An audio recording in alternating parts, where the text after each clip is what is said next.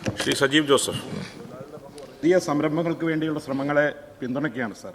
അതേസമയം നമ്മുടെ പരമ്പരാഗത വ്യവസായങ്ങളെ സംരക്ഷിക്കാനുള്ള പ്രത്യേകമായ പരിഗണന നമുക്ക് നൽകേണ്ടതായിട്ടുണ്ട്. സാർ, ഈ ഓണക്കാലത്ത് പോലും നമ്മുടെ 10,000-കണക്കിന് വരുന്ന നമ്മുടെ ഖാദി തൊഴിലാളികൾ ഒരു പട്ടിണിയിലാണ് സാർ. 15 മാസം മുതൽ 18 മാസം വരെയുള്ള അവരുടെ മിനിമം കൂലി അവർക്ക് കൊടുക്കാൻ സാധിച്ചിട്ടില്ല. ഉൽപ്പാദന ബോണസും നമുക്ക് കൊടുക്കാൻ സാധിച്ചിട്ടില്ല. ബഹുമാനപ്പെട്ട മുഖ്യമന്ത്രി കഴിഞ്ഞ നിയമസഭയിൽ അത് ഉടനെ കൊടുത്തു തീർക്കുമെന്ന് ഉറപ്പ് നൽകിയിരുന്നു. സാർ, ഇക്കാര്യത്തിൽ അടിയന്തരമായൊരു നടപടി സ്വീകരിച്ച് അവരെ സഹായിക്കാൻ സർക്കാർ മുന്നോട്ട് വരുമോ എന്നുള്ളതാണ് ചോദ്യം. Yes minister. സർ, ബഹുമാനായ മുഖ്യമന്ത്രി ചട്ടം 300 പ്രകാരം സഭയിൽ നടത്തിയ പ്രഖ്യാപനത്തിന് തുടർച്ചയിൽ ഈ മേഖലകളുടെ ഇൻകം സപ്പോർട്ട് സ്കീമിൽ പരമാവധി നൽകുന്നതിന് സർക്കാർ ശ്രദ്ധിച്ചിട്ടുണ്ട്. ഖാദി തൊഴിലാളികളുടെയും ഇൻകം സപ്പോർട്ട് സ്കീം വഴി അവരെ പിന്തുണയ്ക്കുമെന്ന് ഒരു ഭാഗം സർക്കാർ ഓണത്തിന് മുൻപ് തന്നെ നൽകിയിട്ടുണ്ട്.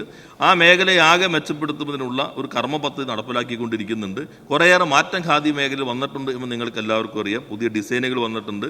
അതിനനുസരിച്ച് കൂടുതൽ കൂലിയും തൊഴിലും ഉറപ്പുവരുത്താൻ ആവശ്യമായ ശ്രമവും സർക്കാർ നടത്തിക്കൊണ്ടിരിക്കുന്നുണ്ട്.